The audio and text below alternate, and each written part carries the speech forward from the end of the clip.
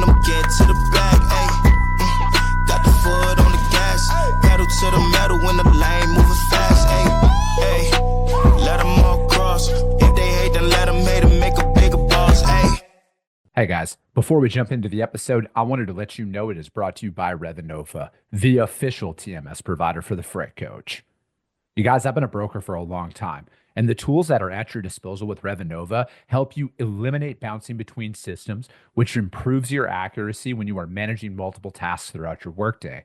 Plus, it's built into the Salesforce cloud, so your CRM is fully integrated with your TMS, eliminating yet another silo. In today's day and age, you are definitely concerned about the safety of your data. With Redefining, it's fully protected. They have cutting-edge security that keeps your information safe so you can focus on what matters most, and that's growing your business. Speaking of growing your business, with Rate and Lane IQ, you get real-time pricing and route recommendations, helping you optimize costs and improve operational efficiencies, which ultimately helps you make smarter decisions. If you are like me and have recurring shipments from non-EDI customers, they have intuitive cloning features that let you easily replicate previous shipments, saving both shipper and carrier rates with just a few taps. If you are ready to learn more, visit www.revinova.com to request a demo. Just do me a favor and let them know that the Freight Coach sent you. This episode is brought to you by SPI Logistics, the premier freight agent logistics firm in North America. For over 40 years, SPI has been diligently building the most successful freight agent network to provide first-class relationships for our shippers, receivers, and carrier partners. We are more than another transportation network. We are a dedicated team of professionals united by one singular purpose, and that is to expedite our agent success. All of our agents are set up for success on day one, as they are provided with a full suite of support staff that is ready to assist them with everything from after-hours emergencies to financial and administrative needs on a no-fee basis. This way, you can focus on continuing to grow your business. There is no financial risk to start, and you have the ability to earn up to 75% in commissions. If you are looking to take control of your financial future and build your business with the backing of one of the most successful logistics firms in North America, visit www.spi3pl.com to learn more. Do me a favor and let them know that the Freight Coach sent you. What is up, ladies and gentlemen? We are back. We are live. It is the Freight Coach Podcast, the top podcast in transportation, coming to you guys every single weekday, 8:30 a.m. Pacific, 10:30 Central, to break down some industry headlines. But most importantly, you guys provide some actual insight into what you can do with all of this information. If this is your first time tuning in, welcome. This is the real side of freight, ladies and gentlemen. And I do say that before every single show. And what I mean by that is I only speak with transportation professionals, because at the end of the day, you guys, I want to talk to the right individuals who have done what you're looking to do or who are currently doing what you're trying to achieve, so you can take that information, apply it, utilize it, and see a meaningful difference in your business and your life. Happy Tuesday, everybody. I got a couple of very special guests for you guys here today. When I first heard about them back at the TIA conference, and mutual friend Eileen Dabrowski was telling me about their story and how they got into the industry. And as soon as I heard how they did, I was like, those are my people. I want to talk to them about their journey inside of transportation. So with that being said, I have my friends Amanda and Lacey with Transport Express on the show today. Ladies, thank you so much for joining me. Thank you. Thanks for having us. We're really excited to tell our story. We've kind of been a bit of a piece of interest at every conference we've gone to. It's probably the blue hair, if I'm being honest. And because as somebody who is known for, colors that attract attention out there in public. And, to be honest with you, I don't know if I've ever seen anybody with that style of hair at any transportation conference I've been to. But here's the thing. People remember you, and that's what you need to do when you start a business. People need to remember who you are, because they're flooded nonstop with outreach and everything else that goes on just at work, and that doesn't include anything outside of work that's distracting them as well. So it's a thing to keep people's attention, and I love it. So I'm just going to lead in with this. I want you to tell people, how did you guys get your start in freight? Like, what brought you in here? How much experience did you have in the industry prior to coming in? Zero. None. We'll be the first ones to, say that we're the people in the room that know the least. So in 2021, we actually acquired the Transport Express. This is a brokerage that's been around since 1991. Mm-hmm. Small, agile, spot focused. We didn't know what any of that meant when we bought the business because neither one of us come from transportation. I mean, my uncle drove truck, my grandma drove truck, but like that's about the extent of our experience. But really, we are coming from an entrepreneurial standpoint. In our bios, like my dad owned his own businesses. Her dad's a third generation business owner within a family owned lumber yard. My husband and I have a concrete and masonry business. She also has been part owner in like some construction businesses, investing and part ownership. So we're like, I don't know, business is business, right? How hard can it be? Yeah. And we bought in November of 21. And so as all of you understand what the last 3.5 years have been like in this industry, yeah. Jumped on a roller coaster. I love it though. Like again, and this is why as soon as I heard about your guys' story, I was like, I got to meet them. Like those are my people there because like my tolerance for risk is like a lot higher than most people's at this time. Like we're very similar in the sense of like, I run through a wall before I even see if there's a door on the wall that I could have walked through. That's just my style. That's how I've always operated. And ironically, my business partner, Angelo, he's like, hey, dumbass, there's a door right over there. We should probably walk through that one and take that route. And him and I balance each other out really well with that. And same thing. He was not in transportation at all. He was a mechanical engineer for 15 years. He had zero freight experience outside of the fact that his dad drove truck, who is also my uncle growing up. And that's kind of that was his connection to the industry. And, my dad, he was an owner op. He drove for 40 years. My great grandparents were in the industry. So it's like, I've been in the industry my literal entire life, but like, I love when people come in and then on top of it, it's not like you guys just like restarted your career. Like, no, we're going to buy a fucking business and run and build it up like that. So like, I personally love that because like you have to seize these moments. And if you want something bad enough, you'll figure it out. And that's what you guys are doing. And like just sitting there and talking to you both. I mean, you guys were both at the sales summit on Saturday. You guys are fully committed to making this work. And I love that, right? There's no like, hey, we're the owners. Like you guys do. No. You guys are ingrained in this. You guys are making this work because like you guys truly, truly care about the business and where you guys are taking with this. So like, what are some of those early, and this might be it's hard to come up with like one. What were some of the most early eye-opening things that you guys were like, we need to get this fixed or we need to like streamline this fast? Like within the business itself? Within the business. Really, we've taken a kind of non-traditional approach. We understood that we really didn't know anything. And so we made a verbal commitment to the employees that came over with the business. And we said, we won't change anything for 12 months. Yeah.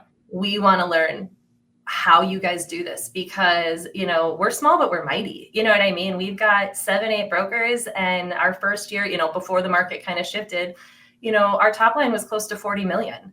So these people know what they're doing and we're cradle to grave. They're very adept, they're almost all remote. And so we knew that if we came in and we just started taking a sledgehammer to stuff, we would lose everything that created the value in the business when we bought it.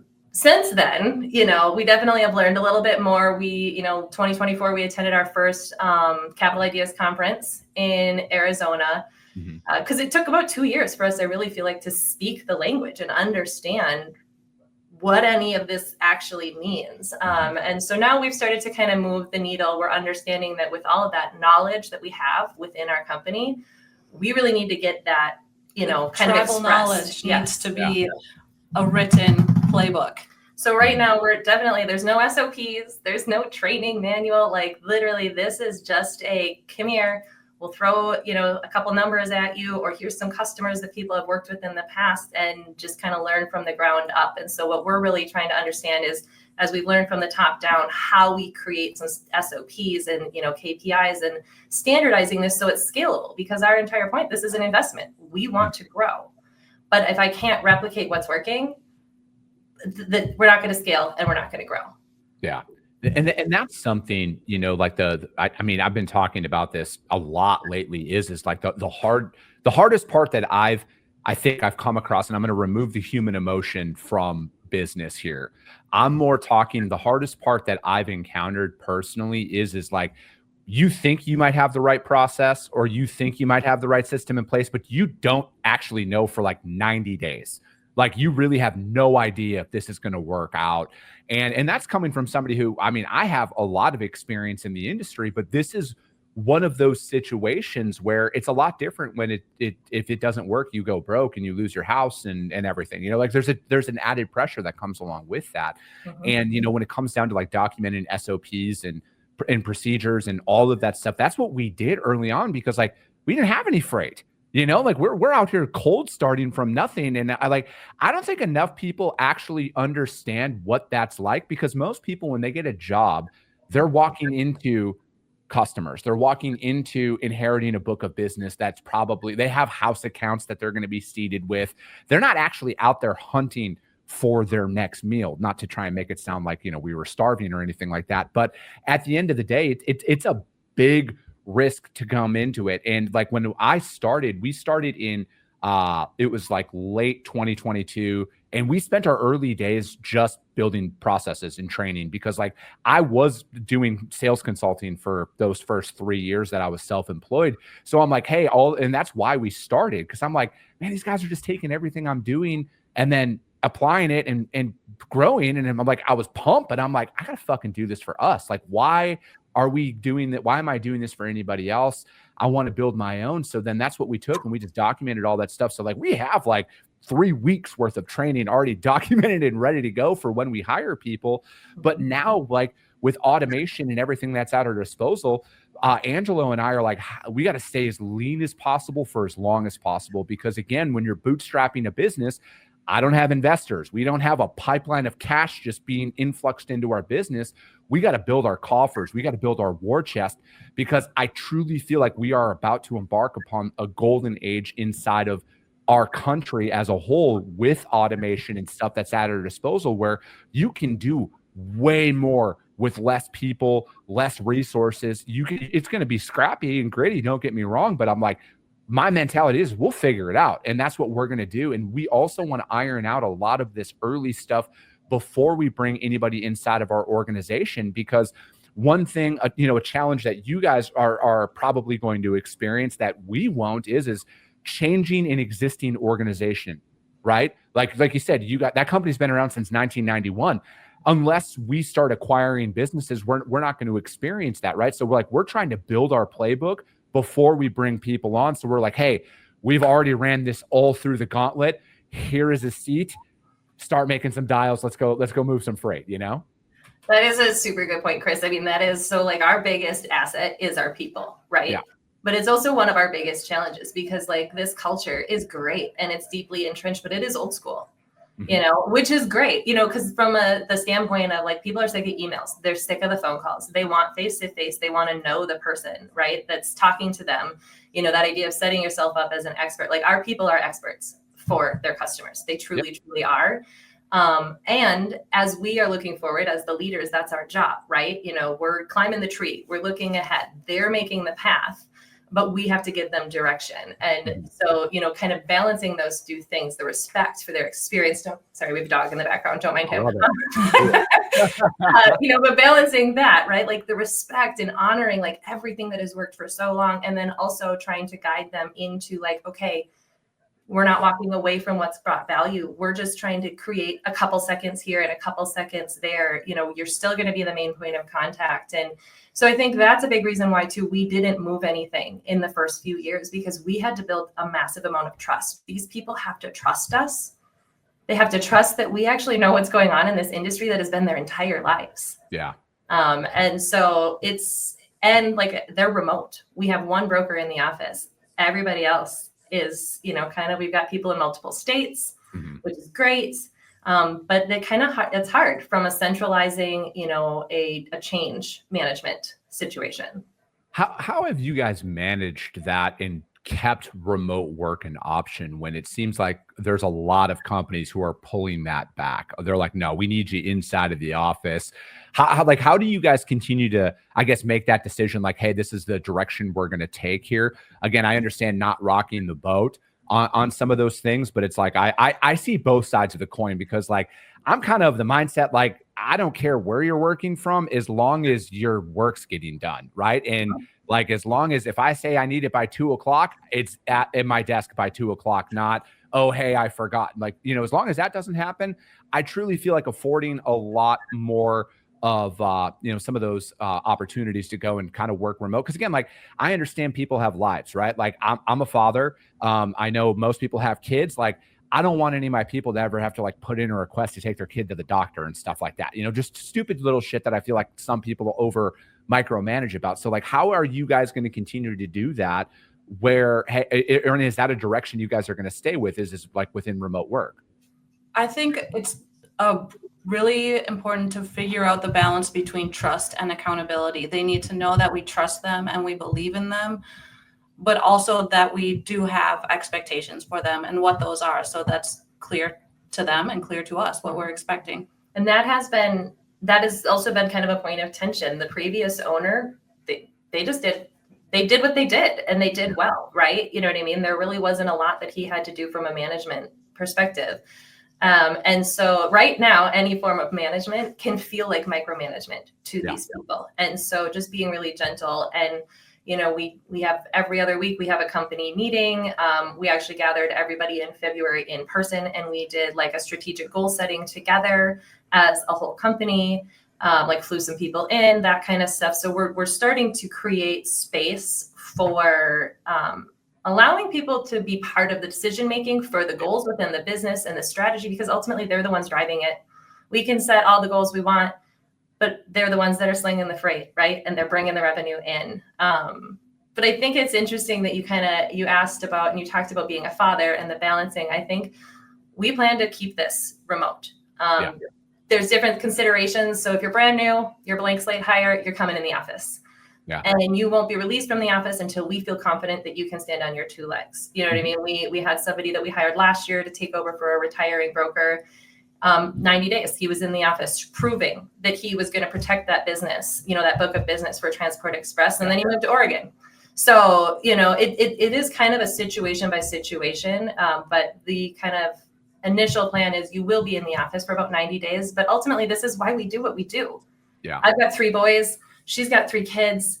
I'm only in the office. We're only in the office 20 hours a week because, we're still holding the fort down at home most days. I've got 6 baseball games in 5 days kind of lifestyle going on right now. So we believe that it is possible to achieve a meaningful, thriving life and still be free to like enjoy it. And honestly, my husband and I were walking last night, and it was one of those days where we're like, why do we do this? Yeah. I wish we could just work for somebody else, honestly. Yeah. But I've tried it. It doesn't work for me. He's never tried it. It wouldn't work for him. I can tell you that. Yeah. But it's tension, but it's worth it. Yeah, I'm right there with you, and I'm glad you brought that up. That sentiment, like, is it worth it? Because like there's a lot of days where, I mean, I've woken up and I'm like, fuck, it'd just be so easier. It'd be so much easier to like just go in and just like collect a salary. And, I was never a bad employee, but like, I always knew I could do it better than everybody. Or at least I always thought, I'm like, fuck, I can do it better than anybody. That's just my mentality with a lot of stuff. And that's where, but like, I'll instantly snap back and just be like, no, man, you're going to fucking do this. You're going to figure it out. Like, yeah, it sucks in the moment because you don't let that moment go past that, right? Because I am at this point in my life, I'm coming up on, I'm going to be 40 here soon. I look at life a hell of a lot differently than I did when I was 20, right? Now I'm like, no, man, you don't know how much longer you have left. You got to exhaust all options that you possibly can to build your dreams. And I feel like that's the most alluring part to me when it comes down to building a company, especially one from scratch, is like looking back and like when I was in my bedroom on a busted folding table on a broken laptop, just starting all this stuff 5 years ago to like where it's been. And people hear 5 years, and to most people are like, oh, that's such a long time. I fucking feel like I just started. Like, I feel like I haven't even scratched the surface yet on what we're going to do.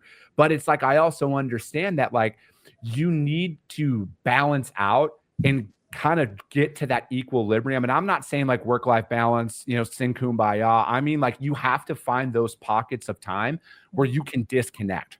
Like, whether it is a walk with your spouse, or for me, my anchor is fitness. I go to the gym every morning. Like those first 2 hours are my reset every single day, because like I'm not at a point where we can like stop and go on a vacation or anything like that. But that's a commitment that kind of comes along with the territory. And I'm cool with that, right?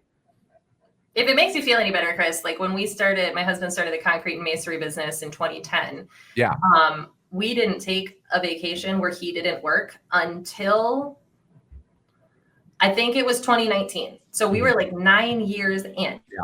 And it was only because we were on a sailboat in the British Virgin Islands and he didn't have any cell service. Yeah. Like it wasn't by choice, but you know, the world didn't fall apart. But like to your point, like 5 years, like we're building, right? We're 3.5 years in. Like thankfully we have each other, you know, to kind of take team off. So like I took last week off, the boys didn't have childcare, and I was like, I'm not doing the juggling act this year where I'm throwing kids back and forth with my husband, depending on our meeting schedules and all of that. And you know, and I talked to Josh Lyles a little bit about this last month, and it's this idea of holding that balance actually doesn't feel good most of the time, right? It is a point of tension.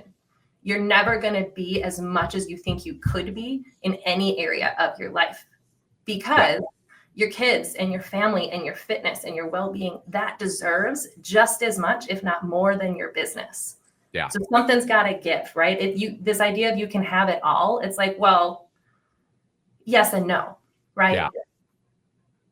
So, you know, like I didn't get to go. We were talking about the Sales and Marketing Transportation Association, was the Elevate last week. Yeah. I would love to be there. That is an area that really needs development within our company. And my kids didn't have childcare, right? And so you have to choose, and then just be like, okay, this is what I've got, and this is what I work with. I've got 20 hours a week. How am I going to spend it? Yeah. No, I mean, I agree with all of that, right? And that's the side of a lot of like decision making inside of your business that isn't talked about at all, right? Because it's like when you're trying to balance your family out at the end of the day, and I feel like when most people hear like work-life balance, they think like, oh, I'm going to go away for 2 weeks and I'm going to go explore. And it's like, no, that's almost borderline impossible when you're trying to build and grow a business when you have a family and everything else. And it's like, I will say this every single time anybody asks, almost all of the reason why I've been as successful as I have in business is because my wife is an absolute gangster in regards to like supporting me. In like, if I need to leave last minute, it's always go do it. I got everything. Don't worry. And like, we're able to kind of do that, right? Because like building it is hard enough as like a single individual who doesn't have a family, but like when you add that layer of complexity on it, it does change things, right? Because it's like, I don't want to miss out on anything. Like, yes, there's some sacrifices that come along with it, but I'm like, again, back to like building out a system. I've over these last 5 years have built a system where it's like, I don't have to work at home anymore. Do I answer emails at night? Yes, I do. Right. But it's like, I'm not worrying about stuff because again, we've developed an actual system that we operate in, because harsh reality for a lot of people out there, your customers do not want to hear from you at night. All right. Hate to break it to you. They do not want to hear from you at all. They have a life as well. They need that separation.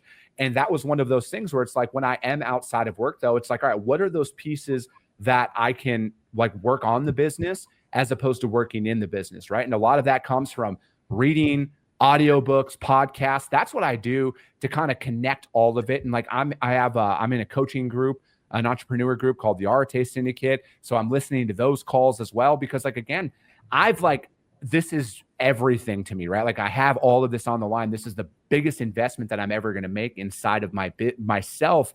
And it's like, I got to maximize this because I truly feel like we have a small window to make this work, especially when you're bootstrapping it, right? Because cash flow is everything. And this is one, like in the world of, oh, just go raise money. Like, I feel like a lot of people think that that's just like, oh, that's what you do, right? If you're running out of money, just go fucking find an investor. They'll give you $50 million. You'll be fine. Where do you find that investor? Study it. Exactly, right?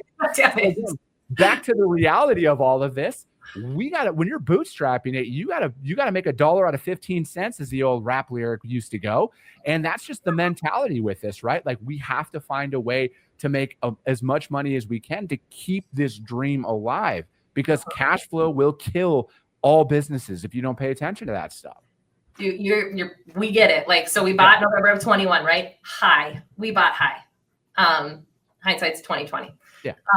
Well, we also had an SBA loan to fund this, right? Small business association. So we've got debt, and it was a variable interest rate. We started out with a 4.5% interest rate. And through the course of 2022, we saw the market shift. All of like the prices, right, that we can charge our customers dropped by 25%, I think. And our interest rate went up to almost 10%. So we experienced this. Like when you're talking about cash flow, like we have definitely had some tear-filled conversations about like, holy crap, because it's not just us either. Like, this idea of like, all right, I'm willing to risk this because I know that me and my family, I shop at Aldi. I'm already doing the budget thing. You know what I mean? We've definitely done the Dave Ramsey route for years and years. And so it's just one of those where I know my family of 5, we will be okay. We might lose everything, but we will still be ourselves. But the thing is, it's not just us. It's every single person in their families that works for us. So we've got 15 different families here, and I've got 20 different families at the concrete company. This matters more than just the impact to me and Amanda and our families. And that, that's a weight. And, kind of going back to this idea of like, why do we do this? But it matters. Like, I don't know, it just, the getting up and going to work 9 to 5, like that wasn't enough for me. Even like staying home. Like I was home with my boys for 8 years. So privileged and honored that I could do that. It also gave my husband kind of the time to get his business up and running in a way that he's got more flexibility now that I'm back working. But that's not enough for me. I need more. I'm just one of those people. And I think you get that. Oh, 100%. You're speaking my language there, right? Like I would be, and I mean, I talk with my wife about this. I'm like, I would be miserable if I had to go back and work for somebody else, right? Like miserable. Would I do what I needed to do to provide for my family? 100%. As a father, as a husband, that is my job. I need to take care of my family no matter what. Doesn't mean I'm going to be happy doing it, right? And like, that is one of those things that drives me more than anything. So like when I sit here and I hear people like, oh, the market's hard. How can you even make sales calls? I would go insane if I had to go and like work for somebody. That's what drives me. Am I going to, and I've said this on the show before, am I going to look my son in the eye and be like, sorry, buddy, you can't have music lessons this month. Dad didn't feel like making cold calls. Like that pains me to think about, right? So it's like like those are the things that keep me going no matter what is I'm like, I truly feel like I can do it better than everybody else. And I'm going to build this up. I'm going to make it work. Like that old, you can put the whole burn the boats mentality thing. Like there is no fucking plan B at this point, right? Plan A or my plan B is plan A working. That's it. Like that is the only thing. And that is how I'm going to approach this no matter what happens out there, right? Because I chose the hardest path imaginable on planet Earth. You guys chose the hardest path imaginable on planet Earth, and that is building a business. That is entrepreneurship. It is not as glamorous as Instagram tries to make it out, all right? You can go rent a fucking Lambo and take some photos one day and then just drip content that for 2 straight years. Just you in a different fucking angle of the Lambo every day about how wealthy you are. I'm actually trying to build real wealth though. Correct. Yeah. Yes. And I mean, and that's the other thing too, like, so from an entrepreneurial standpoint, like right now you've got your podcast, you've got your coaching, which also your segments of the Sales Summit. Thank you for that. They were amazing. I have multiple books that are in my to be read on Audible. I got to get through the ones that I'm halfway through already, but thank you for that. But I mean, that's the thing too, where it's like, we understand that's sort of why we stepped into this. Like, why change industries? Why buy something? Because we're very construction kind of focused. And the other thing too, that we do is like real estate investments. So like single family rentals, that idea that like property is one of the safest investments that you can make kind of a deal. But we knew we needed to differentiate. We needed something that was outside of that, because 2008 actually completely ruined my parents' businesses and my husband's parents' businesses. And, your dad made it through, but watching our families as entrepreneurial families have too many eggs in one basket. Yeah. The diversification is key to surviving in the tumultuous existence we are in right now. Yeah. So it's been interesting, thankfully, even in kind of everybody's telling us this is sort of unprecedented in this industry. We have nothing to compare it to. But we've been in the 2008 construction. Oh God, I world. was in finance in 2008 when the stock market crashed. Like it completely changed the trajectory of my life. Like I thought I was going to be a financial advisor. I was totally licensed to do that. And it was like, oh, just kidding. Nobody wants to do this right now. And my dad had a home building business. My advice is you're screwed. My advice is don't. Yeah, it's, to sit here and hear unprecedented times. I mean, I can understand that sentiment, but like, what if this is the precedent of how things are going to be? And like, it's funny. I'm very strategic in my content, right? So like I put out a post yesterday about how the algorithm's not broke. You're just not saying enough controversial shit. That's why your posts aren't taken off, because eyeballs get, clicks.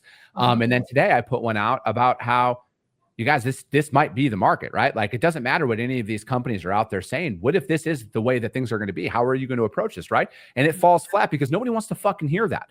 People want the soft, cuddly, oh, things are going to get better. Things are going to be fine. What if they don't? All right. I think more people need to start asking themselves, what if things don't improve? What if this is the way that things are going to be? How are you going to make it? Right? Because like and you guys probably understand this better than anybody. You have to make this work, right? Or else it's you on the line. You are the personal guarantee that this business makes money and you can pay that shit back, right? Just like I am the personal guarantee that this business is going to make it, right? So it's like, I can't approach this as when is it going to get better? It's like, I got to fucking make it better. Yeah. And that, like, I think one of my favorite ways of kind of framing that sort of what you're getting at, Chris, is stop saying what if. Stop saying what if, even if. Like that is one of the most empowering statements you can use. So even if the market never changes, here is how we are set up to navigate it. That idea, not what if the market never changes, that comes from a place of fear and uncertainty. Like even if is like, I know that I'm going to figure it out. Yep. I know we're going to figure this out, because even if we lose our largest customer, we know that all of our other customers actually saw a 17% increase in revenue last year, and like diving into that and truly understanding like the slicing and the dicing, because we have a very unique and very diverse kind of books of business here. Everybody has their niche, which again, going back to the diversification thing, right? It's been able to carry us. And so that, and the fact that we're almost 100% spot, that terrifies a lot of people, but it makes us really adept for right now. Yeah. All of the tariff stuff, all of the uncertainty around pricing, and all like just the shifts that we've seen in the last 3.5 years. And I think the fact that we are small, we are cradle to grave, and we are spot, I think that is why we've been able to navigate this. And our people have kept us not just afloat, but actually still growing and increasing our customer base and our load volume over the last 3.5 years. No, I love it. I love that mentality with it. And I'm going to have to get you guys back on, right? Because like you guys are on the real side of this stuff, right? And it's, I love talking to individuals like yourselves and, other of the founders that I've met out there who like literally have it all in line. You guys operate differently than most people, right? Because, and again, I'm not here to knock anybody. Like I do not recommend anybody become an entrepreneur unless they like are very fucking serious about it and they understand what it actually is. But like you operate differently, you walk differently, you talk differently, you think differently about a lot of things, and you process things a lot differently, right? So it's like, I'm going to have you guys back on, whether you guys want it or not. You're coming back on at some point. But how does anybody reach out to you guys, though? I mean, I know somebody made a comment about, they love seeing women on the show, especially as business owners. There's a lot of other women inside of the industry that need to connect with you guys. I'm sure of it when they hear you guys on there. How do people reach out to you guys? We welcome that.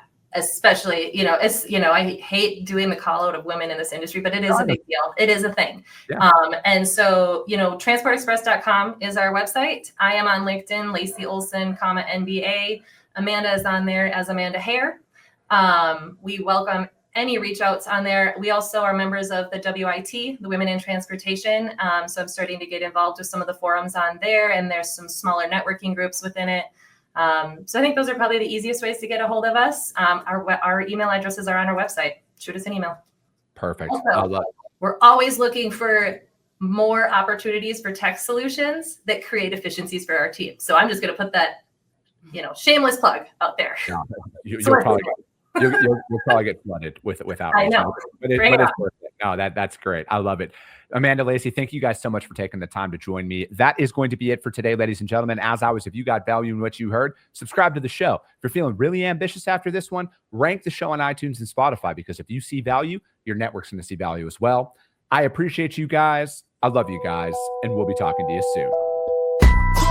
Came back with a bang, window down, yelling out money, anything. Hey, ooh, got the foot on the gas, pedal to the metal when I'm getting to the bag. Hey, got the foot on the gas, pedal to the metal when the lane moves